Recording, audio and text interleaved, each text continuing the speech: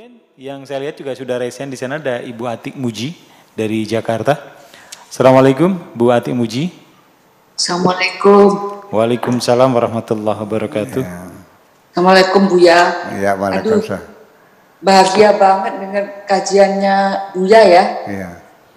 Penjelasannya itu bikin adem gitu loh. Bukan amin, kalau amin. seandainya nih orang yang ceramah-ceramah yang di luar seperti itu seperti ini, tentunya damai lah Indonesia ya, Buya. Iyalah. Aduh, bahagia banget. Sebenarnya tujuan Islam sendiri kan damai gitu. Iya. Kalau melihat kondisi Indonesia sekarang itu, jujur saya kadang-kadang sedih gitu melihatnya gitu loh. Iya. Buya. Gitu. Iya. Terus satu lagi saya mau tanya Buya, Iya. kan ada, mohon maaf gitu ya, saya juga belajar ya, kan ada surat yang mengatakan mau timur, mau barat, selatan, disitulah wajah Allah. Iya. Gitu. Nah, yang saya ingin jelaskan, jika saat saya ingin tanyakan, jika kalau saya misalnya menghadap ke seseorang A, saya marah, berarti saya memarahin Allah dong, Buya. Iya. Apakah begitu maksudnya, Buya? Iya. Pun Buya. Iya. Terima kasih. Assalamualaikum. Waalaikumsalam warahmatullahi. Ibu Atik Muji, Iya. silahkan Bu ya. Iya, jadi Tuhan itu ada di mana-mana. Iya. Tuhan tidak bertempat di suatu tempat, tapi Tuhan berada di mana-mana. Apapun yang kita lihat sebagai makhluk, itu merupakan tampilan daripada kebesaran Tuhan. Iya. Orang yang beriman melihat makhluk-makhluk Allah, itu sebetulnya hanya sebagai pengantar. Di penghujungnya hakikatnya kita melihat Allah juga. Nah, ini persoalannya. Begini, ketika saya sedang menggandrungi seorang perempuan, ya, kita lewat di depan rumah, di situ ada jemuran, ada BH-nya. Hati saya berdebar nggak? BH-nya tuh. Iya. Oke. Kemudian juga saya melihat anak-anaknya. Ya memang dari janda kan sudah punya anak juga. Saya suka nggak melihat anak-anaknya sama ibu bapaknya. Ya kalau orang betul-betul cinta, itu bukan hanya mencintai istri saja, anaknya tidak dicintainya, ibunya enggak. Orang mencintai Allah itu berarti mencintai Allah dan mencintai semua makhluknya. Iya dong. Betul enggak? Perempuan, engkau kawin lagi dengan lelaki. Engkau punya anak 4, tapi si laki, aku hanya mencintaimu, anak-anakmu tidak. Diterima enggak cintanya? Hah? Ya iya dong. Nah, ketika kita mencintai dan berbuat baik, nggak ada bedanya. Ini karena anak kamu 2 ya, yang putih oke, saya sayangi, ini yang hitam nggak usah.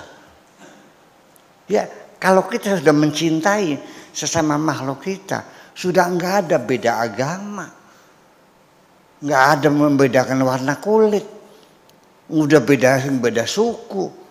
Enggak membedakan warga negara, ya semuanya makhluk Allah, semuanya kita cintai. Memangnya kalau ada orang lagi tenggelam di Sungai Cimanuk, tolong, wajar nggak kita tanya, kamu agamanya apa? Gitu. Saya Kristen, masa bodoh gitu, masa begitu? Jangan bertanya agamamu apa, kita bantu semuanya. Nah itu semuanya kebaikan yang kita lakukan itu semuanya adalah karena Allah. Itu maksudnya. Jadi apapun yang kita lakukan semuanya hanya untuk Allah. Kemudian ketika kita menghadap kepada siapapun kita sedang menghadap Allah. Kita dilatihkan sehari menghadap Allah berapa kali sih? 4 kali. Menghadapnya kemana arahnya? Bukan barat, bukan. Kiblat ya, kiblat. Ya, menghadap kiblat. Nah, ini kasusnya kan ketika kita ini kan kasusnya karena nama tuwalu wujuhakum fatamajullah kan kasusnya lagi bicara tentang kiblat ini. Ketika kita salat, mencari kiblat, kalau di siang hari kita di hutan, di lautan, ya kan, di padang pasir. Kalau siang kita lihat matahari, bulan berapa, bulan apa, tanggal berapa, sehingga posisi matahari bisa kita hitung ya berapa derajat ya dari selintang utaranya dari ke Ka'bah itu. Kalau malam hari lihat apa? Lihat bulan. Kalau nggak ada bulan lihat apa? Lihat bintang, bintang layang-layang yang menunjukkan kutub utara selatan. Begitu kita tahu kutub utara sebelah sana, tinggal kita geser 20 derajat lintang utara. Itulah kiblat kita. Nah, pas ini sudah bulan nggak ada, di malam hari, bintang nggak kelihatan, jagatnya mendung. Kita mau salat, kemana menghadapnya? Sudah, setel yakin aja. Pakai angan-angan, kira-kira sana, selesai. Udah, jangan ragu-ragu. Sudah, salatnya kemana ngadap, silakan menghadap kemana saja sesuai dengan keyakinanmu. Disitulah kita pakai ayatnya, aina ma tuwallu wujuhakum fathamma wajh Allah. Menghadap kemana saja pasti ketemu sama wajah Allah juga, semacam itu. Jadi itu awalnya kisahnya adalah menghadap kiblat, hakikatnya menghadap Allah. Allah menghadap kemana saja bisa. Saya kira seperti itu. Nah, tetapi itu juga malah diperluas bahwa artinya bahwa Allah itu di mana, Allah itu di mana, letaknya di mana, tinggal di mana, ya Allah tidak bertempat, Allah itu di mana saja ada dan kita selalu bersama Allah. Oh iya. Wah, ini ada nih ya, bentar ya. Iya, Sep. Iya, lalu akhirnya setelah itu kita akan mengatakan bahwa kita ini kepengen dekat dengan Allah. Hakikatnya bukan dekat jarak kok. Karena Allah sudah dekat sekali dengan kita, lebih dekat dari urat nadi kita. Berarti ya sudah paling dekat sekali. Sehingga dekat dengan Allah itu maksudnya dekat bukan jarak tapi adalah rasa. Jadi sekarang Allah di mana? Ya di sini. Bersama siapa? Ya bersama kita.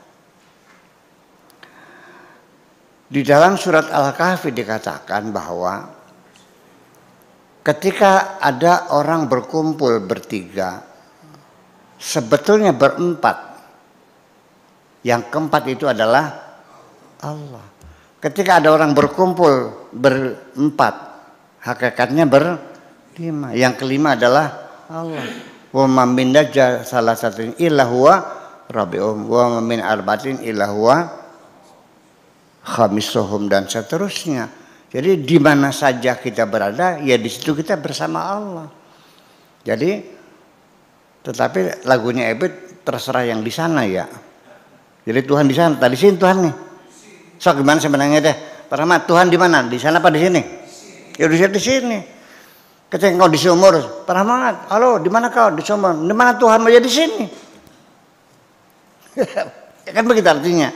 Nah, itu semuanya artinya sehingga kita menghadap kemana saja ya menghadap Allah, di mana saja kita berada ya selalu bersama dengan Allah, dan semuanya diketahui oleh Allah Subhanahu wa taala. Kalau orang sudah mencapai tingkatan keyakinan semacam itu, diawasi dan dikontrol, bayangkan terkendali, pasti dia tidak berani melakukan kejahatan apapun karena dia yakin bahwa dia diawasi oleh Allah Subhanahu wa taala. Jadi maksud saya di ujungnya mah bukan persoalan menghadapnya.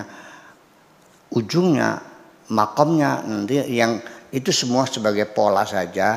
Nanti ujungnya adalah untuk mencapai tingkat makom muraqabah. Sadar diri kita dikontrol oleh Allah Subhanahu wa taala. Demikian.